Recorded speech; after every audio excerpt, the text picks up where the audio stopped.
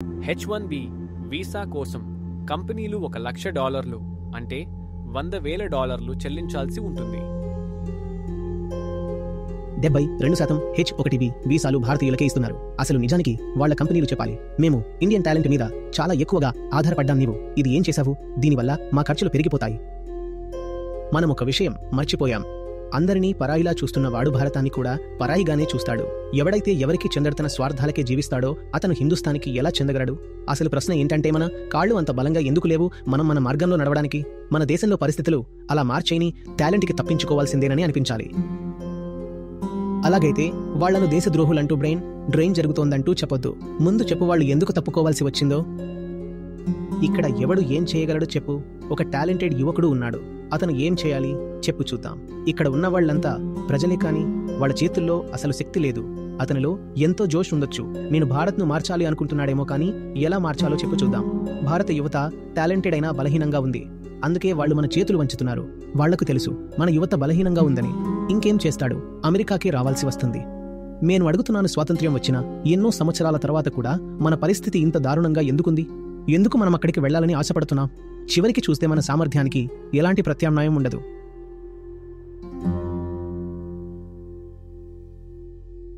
Urgent ప్రశ్న ఉంది నా దగ్గర. ఇటీవలే డొనాల్డ్ ట్రంప్ ఒక అనౌన్స్మెంట్ చేశారు. అందులో చెప్పారు, H1B వీసా కోసం కంపెనీలు $100,000 అంటే సుమారు $1,00,000 చెల్లించాల్సి వస్తుందని. ఇప్పుడు నా కొంతమంది ఫ్రెండ్స్ ఉన్నారు, వాళ్ళు బెంగళూరు, పుణే లాంటి నగరాల్లో ఉన్నారు. వాళ్ళు చాలా టెన్షన్లో ఉన్నారు. వాళ్ల కల అక్కడికి వెళ్లి పనిచేయడమే. ఇంకా ఇప్పటికే అక్కడ పనిచేస్తున్న వాళ్ళు ఉన్నారు కదా, వాళ్ళు ఇంకాస్త ఎక్కువగా స్ట్రెస్లో ఉన్నారు. ఇప్పుడు ఈ పొలిటికల్ డెసిషన్ను మనం ఏ దృష్టితో చూడాలి? నేను చూస్తున్నదేమిటంటే, ఈ సజ్జనుడు మన ఐటీ టీంలో ఉన్నారు. అయితే వీడికి యుఎస్లో H1B వీసా ఖర్చు ఇప్పుడు $1,00,000 అయిందని అంతగా టెన్షన్ ఎందుకు వస్తోంది? అయ్యో అన్నది అతని దేశం కదా, అతను చేస్తాడో. మనం ఇందులో ఏమి మాట్లాడాలి? మనం ఎందుకు మాట్లాడాలి? అమెరికాలో అతని అప్రూవల్ రేటింగ్ బాగానే ఉంది. ప్రజాస్వామ్య ప్రక్రియలోనే అతను ఎన్నికయ్యాడో. జనాలు ఓటేసి ఆయనను ఎంచుకున్నారు అన్నది కూడా ఒకసారి కాదు, రెండోసారి. మనమేవరం అసలు ఫిర్యాదు చేయడానికి? వాళ్ళు తమ జాతీయ ప్రయోజనాల గురించి ఆలోచిస్తున్నారు. స్వతంత్ర దేశం వాళ్ళది. అసలు ప్రశ్న ఏమిటంటే, మనం ఏం చేస్తున్నాం? ఎందుకు మనం ఇంకొకరిపై ఆధారపడాలి? అసలు జరిగిందేమిటంటే, కలకలం అమెరికాలో రేగాలి, వాళ్ల కంపెనీలు ఏడవాలి. ఎందుకంటే 72% H1B వీసాలు భారతీయులకే ఇస్తున్నారు. నిజానికి వాళ్ల కంపెనీలు చెప్పాల్సింది ఏమిటంటే, మేము ఇండియన్ టాలెంట్ మీద చాలా ఎక్కువగా ఆధారపడ్డాం, మీరు ఇది ఏం చేశారు, దీనివల్ల మా ఖర్చులు పెరిగిపోతాయి.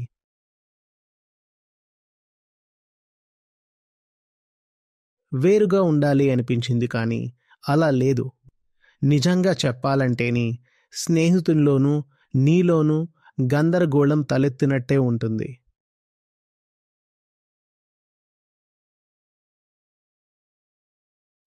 ఎందుకు అంత హడావుడి జరిగిందో తెలుసా? ఎందుకంటే H1B అనేది గ్రీన్ కార్డుకు దారితీసే మార్గం, అంటే శాశ్వత నివాస హక్కు. ఆ గ్రీన్ కార్డ్ మళ్లీ పౌరసత్వానికి దారితీస్తుంది. అంతే కథ. వాహమేతలేంటి? ఈ అన్నింటికీ గ్యారంటీ ఇచ్చిరి ఎవరో తెలుసా? బిచ్చగాడు ఉద్యోగినే. అవును, మేము చాలా మంచి ఉద్యోగులమండి, మమ్మల్ని పంపించండి. ఇది ఏం జరిగింది? 8-10 సంవత్సరాలు గడిచేసరికి పాస్పోర్టే మారిపోయింది. మంచి ఉద్యోగులు మంచి పౌరులుగా కూడా ఉంటారు.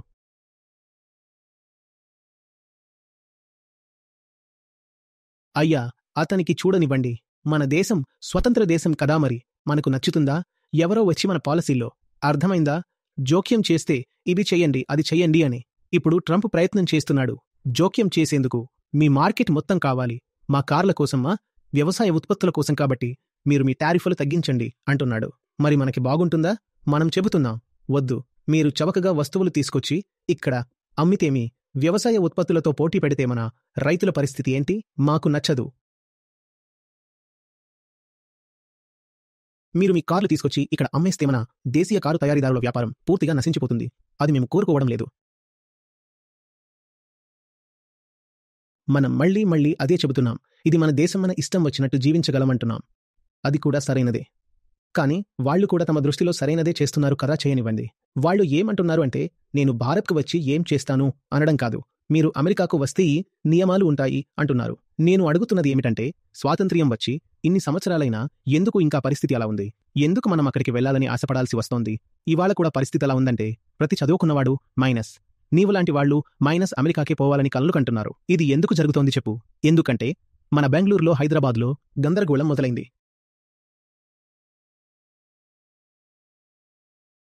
ఈ అవసరం ఎందుకొచ్చింది? అలా అనుకోండి, మనం ఎగుమతిదారులమని. భారత్ 2 రకాల వస్తువులను మాత్రమే ఎగుమతి చేస్తుంది. ఒకటి పూర్తిగా ముడి పదార్థాలు ప్రాసెస్ చేయకుండా, విలువ పెంచకుండా, ఉదాహరణకి ఖనిజాలు వంటివి. లేదా మనం ఐటీ సర్వీసులు ఎగుమతి చేస్తాం. ఒక ఎగుమతిదారుడికి ఆల్టర్నేటివ్ మార్కెట్స్ ఉండాలి కదా, ఉంటాయి కదా. లేకపోతే నీవు ఎలా వ్యాపారి అవుతావు? ఒకటే కొనుగోలుదారు ఉన్న వ్యాపారాన్ని నీవు ఏమంటావు? అలాంటి వ్యాపారి తలమీద ఎప్పుడూ ఒక ఖడ్గం వేలాడుతూ ఉంటుంది కదా. కాదు, ఒక్క కొనుగోలుదారు ఉంటే అతని దయాదాక్షిణ్యాల మీదే జీవించాల్సి వస్తుంది కదా. అదేనా? మరి ఒక్కరే ఎందుకు కొనుగోలుదారు? ఎందుకంటే మన దగ్గర ట్రేడ్ చేయడానికి ఉన్న ఆఫరింగ్స్ అన్నీ కలిపిన బాస్కెట్ చాలా చిన్నది. మాన్యుఫ్యాక్చరింగ్లో మనం ఏమీ చేయడం లేదు. ప్రపంచ జనాభాలో 17% మంది భారతదేశంలోనే ఉంటున్నారు. కానీ ఇంటర్నేషనల్ ట్రేడ్లో భారత్ వాటా కేవలం 3% మాత్రమే. చైనా వాటా 20%. జనాభా అయితే రెండింటికి సమానమే. మన దగ్గర ఎక్స్పోర్ట్ చేయడానికి చాలా ఉంటే ఇంత పెద్ద సమస్య ఉండేది కాదు. ఇప్పుడు ఒక పెద్ద సమస్య ఏమిటంటే, మనకి డాలర్ కూడా కావాలి కదా. ఎందుకంటే డాలర్ అనేది సింపుల్గా డబ్బు కాదు, అది ఫారిన్ కరెన్సీ. ఆ డాలర్ లేకపోతే నూనెను ఎక్కడి నుంచి కొనుగోలు చేస్తాం? అప్పుడు ఫారిన్ రిజర్వ్స్లో క్రైసిస్ వస్తుంది. కొన్ని దేశాల్లో జరిగినట్టే అప్పుడు అంటారు ఫారెక్స్లో సమస్య వచ్చిందని. కానీ అది అసలు సమస్య కాకపోయేది. మనకి డాలర్ వివిధ చోట్ల నుంచి వస్తుంటే, మీరు చాలా రకాల వస్తువులు ఎక్స్పోర్ట్ చేస్తూ ఉంటే, ఇప్పుడేమిటి పరిస్థితి? ఐటీ రంగం నుంచి వస్తుంది, లేదా రెమిటెన్సెస్ ద్వారా వస్తుంది.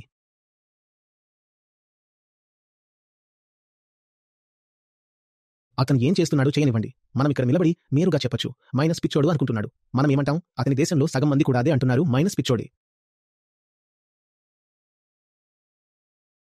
మనం ఇది కూడా తెలుసు, ఈ పాలసీలు మధ్యకాలంలో అమెరికాకి మంచివి కావు. కానీ ఆ వ్యక్తికి మధ్యకాలం గురించి పట్టించుకోవాల్సిన అవసరం లేదు. అతనికి వచ్చే 3 సంవత్సరాలు మాత్రమే ముఖ్యం. ఎందుకంటే అమెరికాలో 3వ సారి అధ్యక్షుడిగా ఎన్నికయ్యే అవకాశం లేదు. మొత్తం 4 ఏళ్ల పదవీకాలం ఉంటుంది. 1 సంవత్సరం ఇప్పటికే దాదాపుగా పూర్తవుతోంది. మరి మిగిలింది ఏముంది? కాబట్టి ఆ వ్యక్తి అనుకుంటున్నాడు, ఇంకో 3 సంవత్సరాలు చూసుకోండి, నోబెల్ ప్రైజ్ తీసుకుని వెళ్లిపోవాలి. ఏమైనా వయసు 80 దాటిపోయింది.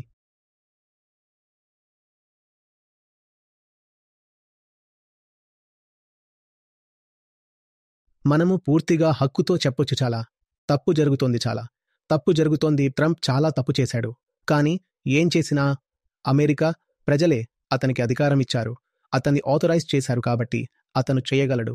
మనం ఎవరం కూడా మాట్లాడేవాళ్లం కాదు. మనం మాట్లాడకూడదు. ఎన్నికలు జరుగుతున్నప్పుడు కూడా మనం మాట్లాడకూడదు. అప్పుడు ఇక్కడ యజ్ఞాలు హవనాలు చేసి ట్రంప్ గెలవాలి అని కోరుకున్నాం. అప్పుడు కూడా మనం మాట్లాడకూడదు.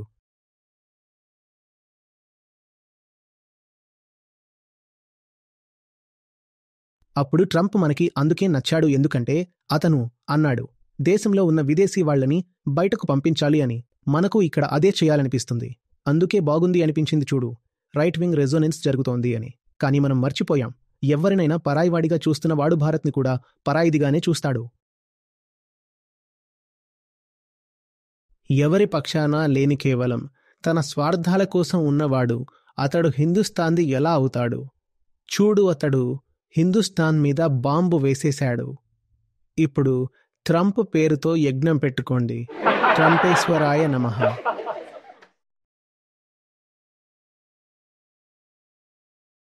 నేను మళ్ళీ చెబుతున్నాను, మనకి కోపపడే హక్కు లేదు.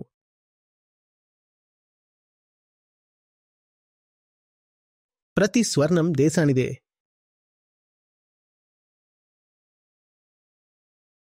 ప్రధానమంత్రి ఉంటాడు నాయకుడు, ఉంటాడు అధ్యక్షుడు, ఉంటాడు.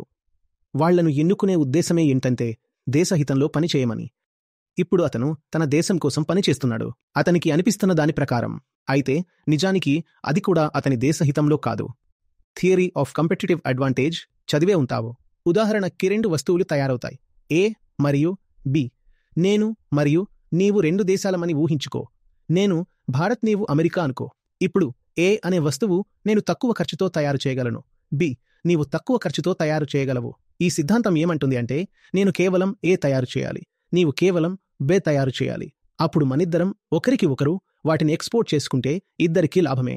అంటే నేను ఏ నీకు పంపిస్తాను, నీవు బి నాకు పంపిస్తావు, ఇద్దరికీ చౌకగా వస్తుంది. కానీ స్వదేశీ అనే ఆలోచనలో చాలా కోణాలు ఉన్నాయి. కొన్ని సరిగానే ఉన్నా కానీ మొత్తం దృష్టికోణం ఏమిటంటే self contained, self dependent, isolated economy కావాలి అంటారు. అంటే ట్రేడ్ ఎక్కువగా ఉండకూడదు అంటారు. మీరు మీ అవసరమైన ఏ మరియు బి 2 మీరు తయారు చేసుకోవాలి అంటారు. అయినా సరే మీకు బి తయారు చేయటం రాదు, లేదా అది మీ దగ్గర చాలా ఖరీదుగా తయారవుతుంది. అలాగే నువ్వు నీ అవసరమైన ఏ మరియు బి 2 తానే చేసుకోవాలని చూస్తావు. అయినా సరే నీ దగ్గర ఏ చాలా ఖరీదుగా తయారవుతుంది. ఇలా చేస్తే ఇద్దరికీ నష్టం జరుగుతుంది. ఎందుకంటే నాకు ఒకటి ఖరీదుగా తయారవుతుంది, నీకు ఇంకొకటి ఖరీదుగా అవుతుంది. బెటర్ ఏంటంటే నేను నా చౌకైనది చేస్తాను, నీవు నీ చౌకైనది చేస్తావు, మనిద్దరం ఒకరికి ఒకరు ఎక్స్పోర్ట్ చేసుకుంటాం, ఇద్దరికీ లాభమే. నీకు ఇప్పుడు చేస్తున్న పని అమెరికాకు ఖరీదైనదే అవుతుంది. అక్కడ అన్ఎంప్లాయ్మెంట్ రేటు కూడా కొంచెంగా పెరగడం మొదలైంది. ఈ పరిస్థితి అమెరికన్లను కూడా కాస్త బాధిస్తుంది, కానీ టైం పడుతుంది. ట్రంప్ విషయంలో మాత్రం మైనస్ టైం అనేది, అన్నయ్య నాకు టైం లేదు అంటాడు. టైం పడితే చెప్పు మరి.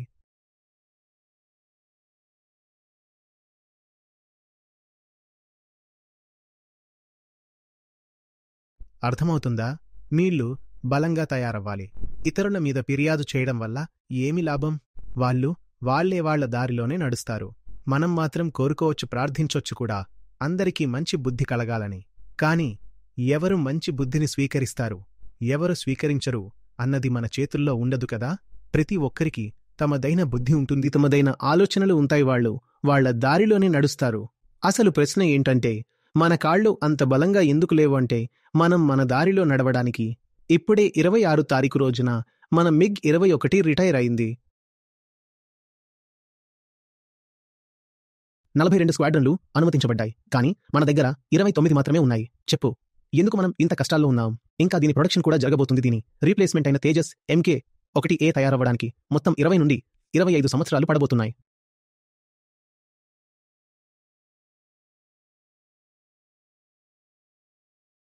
మన సరిహద్దులపై ఉన్న పెద్ద ముప్పులు పాకిస్తాన్ వలన ఉన్న మన దేశం జనాభాలో కూడా 7 రెట్లు పెద్దది, ఆర్థిక వ్యవస్థలో 8 రెట్లు పెద్దది. కానీ పాకిస్తాన్ దగ్గర 26 స్క్వాడ్రన్లు ఉంటే మన దగ్గర 29 మాత్రమే ఉన్నాయి. ఇది ఎలాంటి నిష్పత్తి?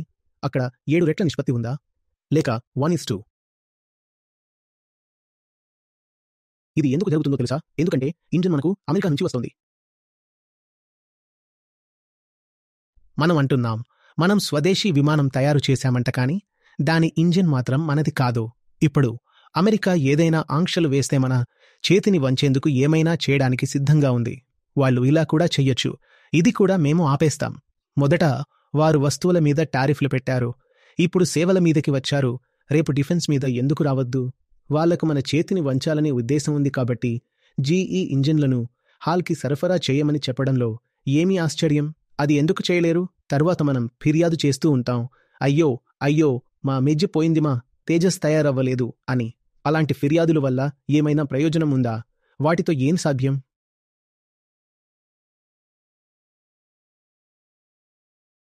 నీవు బెదరక్కర్లేదు, ఇది అంతగా ఎక్కువ కాలం కొనసాగదు. 1 నెల 1 సంవత్సరం ఎక్కువైతే 3 సంవత్సరాల్లో ఈ అన్నీ అయిపోతాయి. గ్రీన్ కార్డ్ దూరంగా లేదు.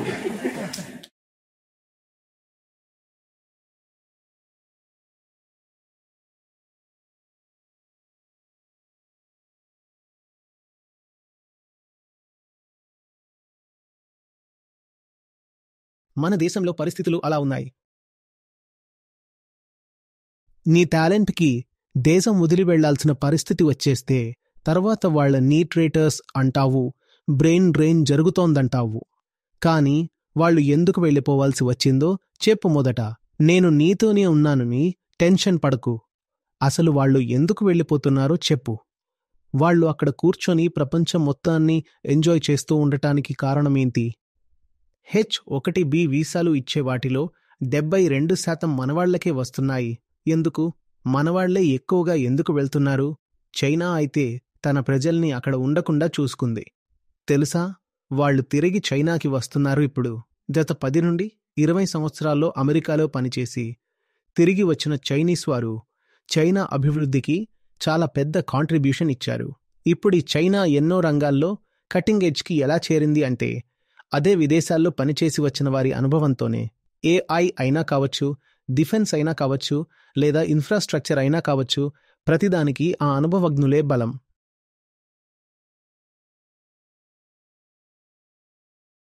మన దగ్గర పరిస్థితి ఏంటి అంటే ఎలాగైనా ఇక్కడి నుంచి పారిపోవాలని రెడీగా కూర్చున్నాం.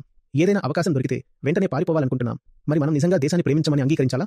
లేక దీనికంటే లోతైన విషయం ఏదైనా ఉందా? ఇక్కడ ఎవరు ఏం చేస్తారు చెప్పు. ఒక ప్రతిభావంతుడైన యువకుడున్నాడు. అతను ఏం చెయ్యాలి చెప్పు. ఇక్కడ అందరూ ప్రజలు. వాళ్ల చేతిలో ఎలాంటి శక్తి లేదు. మరి ఇక్కడ ఉండి అతను ఏం చేయగలడు? ప్రాణం త్యాగించాలా? నువ్వు పారిపోయ్.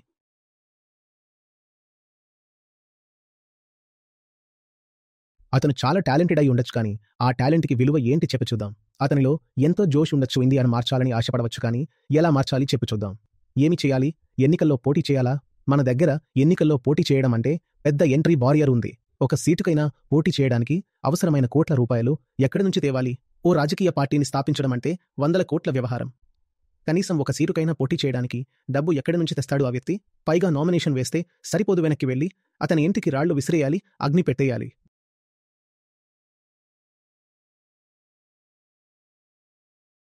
ఏం చేయాలి అంటే మార్పు తీసుకురావాలనుకునే యువకులు ఉంటారు. వాళ్లలో చాలా జోష్ ఉంటుంది. వాళ్ళు అంటారు, ఇది మార్చేస్తాం, అది మార్చేస్తాం అని. వాళ్ల కళ్ళలో ఎన్నో కలలు ఉంటాయి. ఈ దేశాన్ని ఎలా మార్చాలో చెప్పు. ఏమైనా మార్గముందా? ఒక యువకుడు ఈ దేశాన్ని ఎలా మార్చగలడు? ఏదైనా మార్గం ఉందా చెప్పు. కానీ అతను చూసినప్పుడు ఏ మార్గము కనిపించదు. అప్పుడు అతను మిగతా దారుల వైపు వెళ్ళిపోతాడు.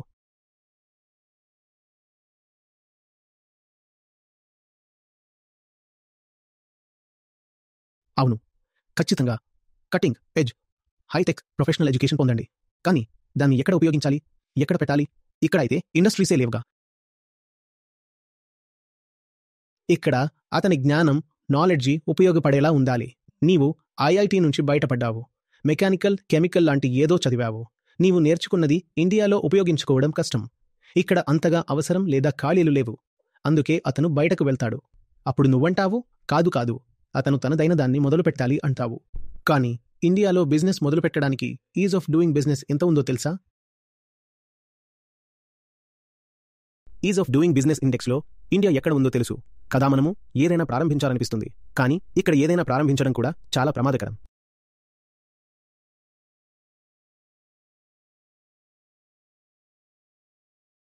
వీల్చేస్తారు బయటకు వెళ్ళి. ట్రంప్కి కూడా ఈ విషయం తెలుసుకి భారతీయ యువత టాలెంట్ ఉన్న పరిస్థితుల వల్ల బలహీనంగా ఉంది. అందుకే మన మీద ఒత్తిడి తీసుకొస్తున్నాడు. అతనికి తెలుసు ఇక్కడ యువకుడు లేనిపోనిగా ఉన్నాడని. ఇంకేం చేస్తాడు? చివరికి అమెరికాకే రావాల్సి వస్తుంది. అవును, మీరు చెప్పొచ్చు. మీరు ఖచ్చితంగా చెప్పొచ్చు. ఇండియన్ స్టార్టప్స్ కూడా ఉన్నాయి, ఇది ఉంది, అది ఉంది అని ఖచ్చితంగా చెప్పొచ్చు. నాకు అన్నీ తెలుసు. అలా అన్నాకనే నేను చెబుతున్నాను, అవి అన్నీ చాలా చిన్నవే. అవి అంత పెద్దవి కావు. మన ఇండియన్ టాలెంట్ని పూర్తిగా అబ్జర్వ్ చేయగలిగేంతగా. పైగా అవి చిన్నవే కాకుండా తక్కువ విలువను జోడించే పనులు చేస్తున్నాయి. మనం ఏ స్టార్టప్స్ గురించి మాట్లాడుతున్నాం? ఫుడ్ డెలివరీనా? హైటెక్ అంటున్నారు. సరే, IPO రావచ్చు. కానీ ఒక మనిషి టెక్నాలజీ అంటే నాకు ప్రేమ ఉంది అని అనుకున్నాడు అంటే ఆ ప్రేమ తీరిపోతుందా? IPO వచ్చినంత మాత్రాన అసలు చూస్తే ఏం జరుగుతుంది? నీ ఇంటి గుమ్మం దగ్గరికి బూట్లు డెలివర్ చేస్తారు, భోజనం డెలివర్ చేస్తారు, స్నాక్స్ డెలివర్ చేస్తారు. ఇవన్నీనే ఇప్పుడు టెక్నాలజీ పేరుతో చూపిస్తున్నారు.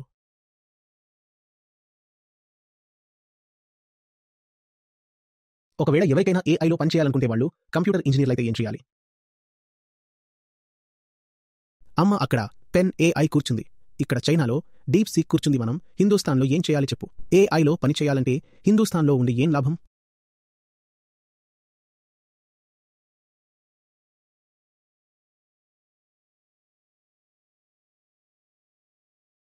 ఇది మొత్తం ప్రపంచానికి తెలిసిన విషయమే.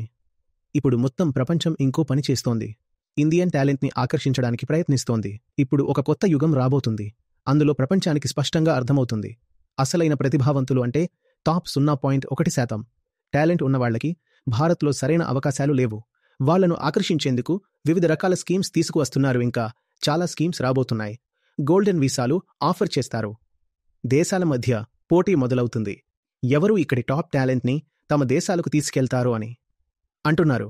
ఇక్కడ కింద స్థాయిలో ఉన్న ప్రజలు మరణానికి సిద్ధంగా ఉన్నవాళ్లు ఇక్కడే ఉండనివ్వండి, చదువుకోనివ్వండి, కుళ్ళిపోవనివ్వండి. కానీ మిగతా మంచి ప్రతిభావంతుల్ని మాత్రం తమ దేశాలకు లాగేయండి. నీవు 2 విషయాలు గమనిస్తావు. ఒకటి ఏమిటంటే సాధారణ మనిషికి ఇమ్మిగ్రేషన్ సంబంధిత నిబంధనలు ఇంకా కఠినంగా మారతాయి. ఇంకొకటి ఏమిటంటే టాప్ టాలెంట్ ఉన్నవాళ్లను ఇంకా ఎక్కువగా ఆహ్వానించబడతారు. మా దేశానికి రాని దేశంలో నీకు అంతగా అవకాశాలు లేవు కదా అని.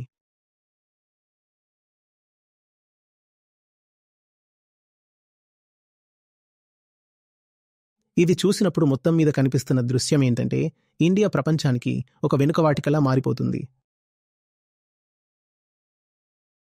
ఎవరైనా నిజమైన విలువ ఉన్నవాళ్లు ఉంటే వాళ్ళు ఇక్కడి నుంచి వెళ్లిపోయి ఉంటారు. ఇక ఇక్కడ మిగిలేవాళ్లు గ్యాస్ ఛంబర్లా ఉండే పరిస్థితుల్లో జీవించాల్సి వస్తుంది. మరీ తక్కువ విలువ కలిగిన పనులు చేసేవాళ్లే ఇక్కడ పని చేస్తారు. వినండి, మన దగ్గర ఉన్న అతి తక్కువ స్థాయి పని బాగా సాదా పని అదే భారత్ బయటకు అవుట్సోర్స్ చేస్తుంది. ఇక్కడ అదే జరుగుతోంది. అదే మన కథ కూడా.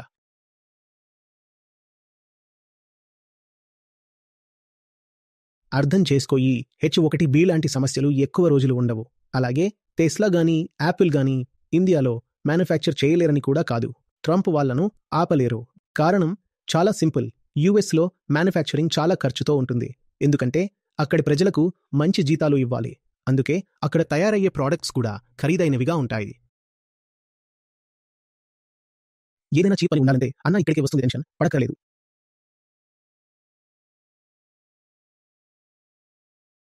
చైనా కూడా ఇప్పుడు అంత చౌకగా లేదు. ఎందుకంటే అక్కడ కూడా జీవన ప్రమాణం పెరిగింది. కానీ ఆ చవకగా ఆడిన ఆటలో కూడా మనల్ని ఓడించిన వాళ్ళు ఎవరో తెలుసా? Vietnam, Panama.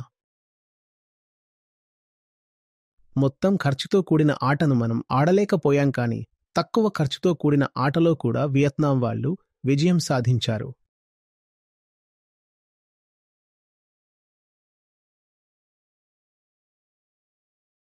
మన ఎక్స్పోర్ట్స్ మీద 25 నుండి 50% టారిఫ్ ఎందుకు వేయగలిగారు అంటే మన ఎక్స్పోర్ట్స్లో ఏదైనా ప్రత్యేకత లేకపోవడం వల్లే. అవి ఈజీగా రీప్లేస్ చేయొచ్చు. ఉదాహరణకి టెక్స్టైల్స్ తీసుకోండి. మీరు పంపుతున్న టెక్స్టైల్స్ని పాకిస్తాన్, బంగ్లాదేశ్ కూడా పంపుతుంటాయి. చైనా కూడా అదే వస్తువులు పంపుతుంది. కాబట్టి వాళ్ళు టారిఫ్ వేసినప్పుడు అమెరికన్ కస్టమర్కు పెద్ద నష్టం జరగలేదు. అతనికి నిన్న మీ బ్రాండ్ వస్తువులు దొరికేవి, రేపు బంగ్లాదేశ్ బ్రాండ్ వస్తువులు దొరుకుతాయి. క్వాలిటీ కూడా దాదాపు అదే ఉంటుంది.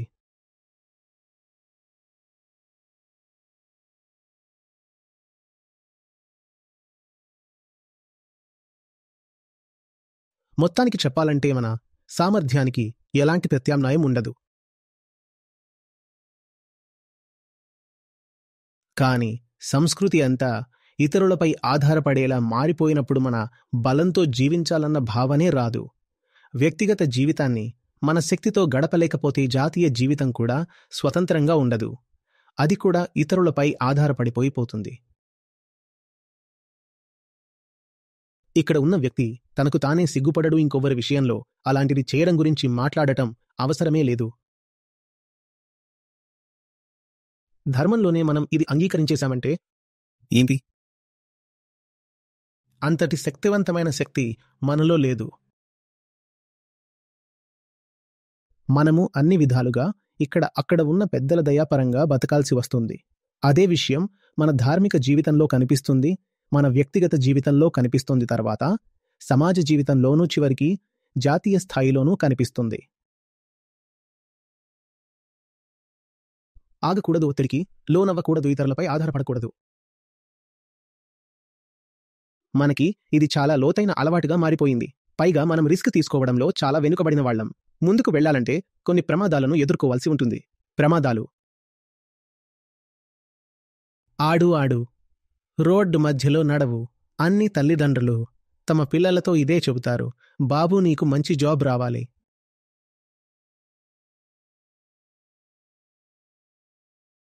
ఏదైనా పెద్ద బ్రాండ్లో నీకు జాబ్ ఉందా? లేకపోయిందా? బాబు, నీవు బాగా చదువు తీసుకో, మంచి బ్రాండ్లో జాబ్ వస్తుంది, యుఎస్లో సెటిల్ అవుతావు.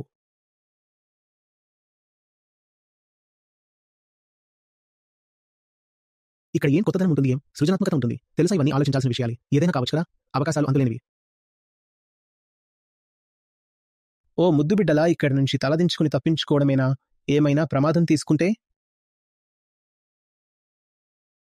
అవును, అవును, నేను యునైటెడ్ స్టేట్స్ ఆఫ్ అమెరికా యొక్క మంచి పౌరుడిని అవుతాను.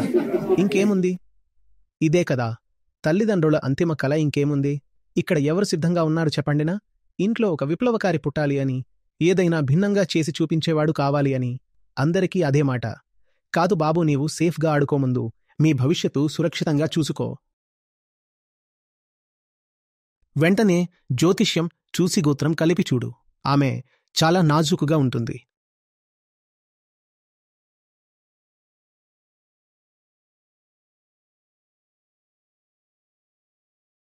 మమ్మీకి ఇంగ్లీష్ రాదు కాబట్టి ఆమె ఆ గాలిని అర్థం చేసుకోలేరు. బాగానే ఉంటుంది.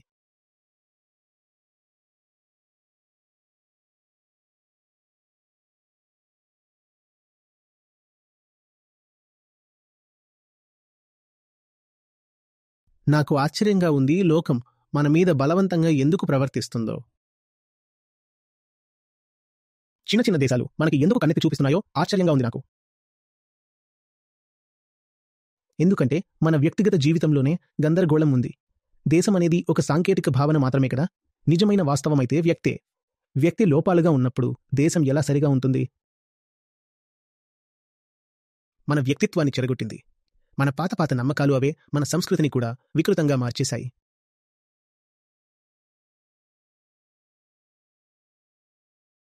హిందూ, బౌద్ధ, జైన, సిక్ మరియు అజీవిక ధర్మాలు. మన ధర్మం, మన సంస్కృతి సరిగా మారకపోతే, అవి తత్వశాస్త్రం ఆధారంగా ఉండకపోతే, అప్పటి వరకు భారత్ శక్తివంతంగా మారడం అసాధ్యం. అసలంటే నేడు ఒకటైతే రేపు ఇంకొకటి ఉంటుంది.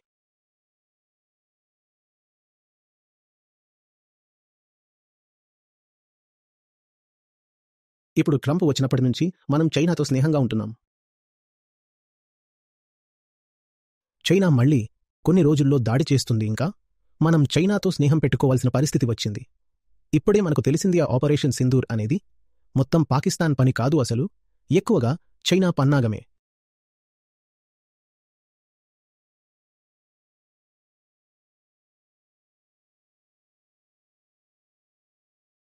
అయితే కొన్ని నెలల తర్వాత మనం వెళ్లి చైనా చేతి కట్టుకోవాల్సి వస్తోంది. ఎందుకు చేయాల్సి వస్తోంది? ఎందుకంటే మనదే కాబట్టి. భారతీయుడు సరిగ్గా లేనప్పుడు భారత్ ఎలా సరిగ్గా ఉంటుంది?